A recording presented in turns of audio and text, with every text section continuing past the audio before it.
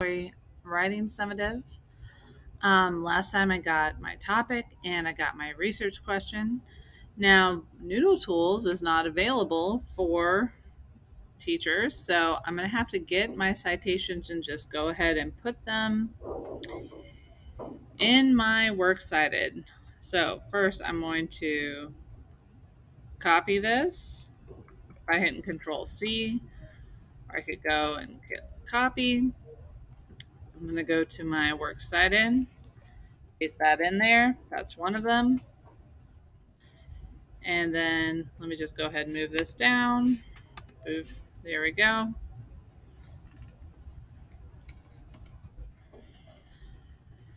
Now, unfortunately, I thought I had found a great source for my article, but it turns out the interview I found is more about Frank Miller talking about his series Sin City, and there's not a lot of information about the connection between his work and the Batman Begins movie.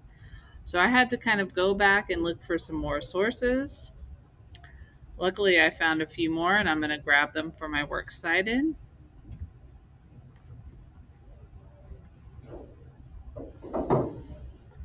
And then I'm going to start choosing the information that I think is going to be good for my article. So I've got two sources. One of them, I can use the author's last name. The other one, I'm just going to, when I cite it, I'm going to just put interview because that is the first word in my works cited source. So let me grab some information from both. So interview and Wiener. I'm going to make this italicized because it is the title. I don't have to italicize that because it is someone's name. All right, so from this interview, I want to grab this part where it's talking about how Frank Miller comics contributed to the style. I'm going to go back to my draft.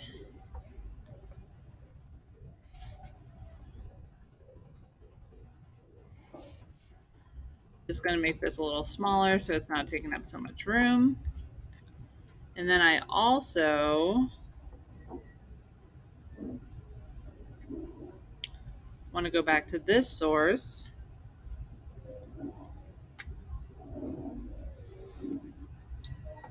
and grab this quote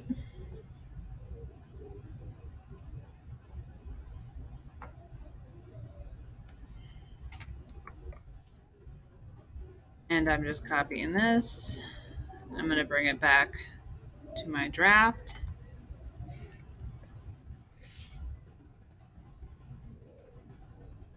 Again, I'm just going to make it smaller so that it's all on one page. Okay. So these are pretty lengthy quotes. I probably don't want to include the whole quote in my article, but I do want to include the information from it. So now I have to paraphrase it. I have to put it in my own words.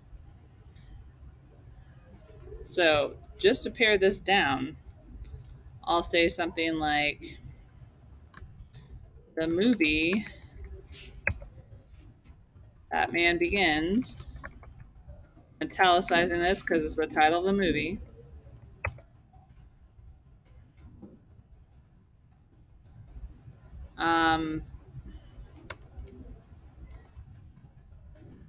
I'll put borrows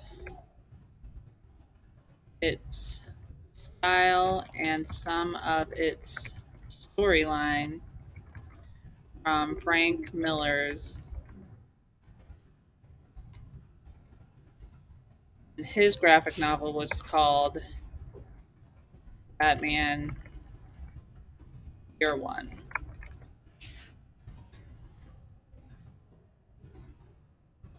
Now I want to put this in my own words. In the 1960s, I'll just put in the 60s. We're not that far away yet. Um, Batman's character was more slapstick, or I'll put Batman's TV show was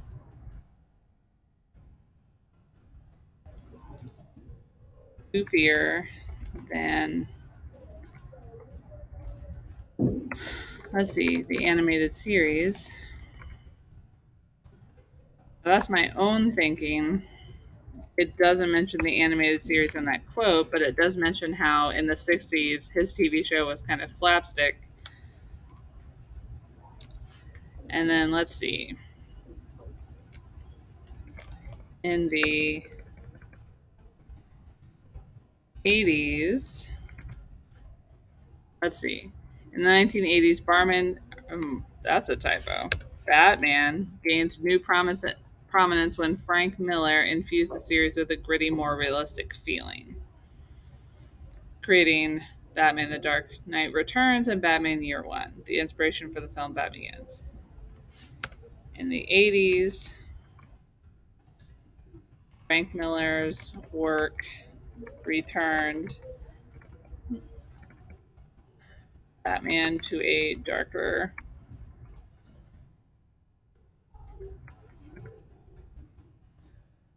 figure.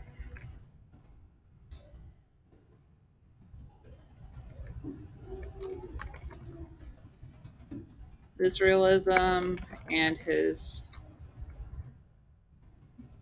graphic novels contributed, I'll put shaped later depictions of Batman.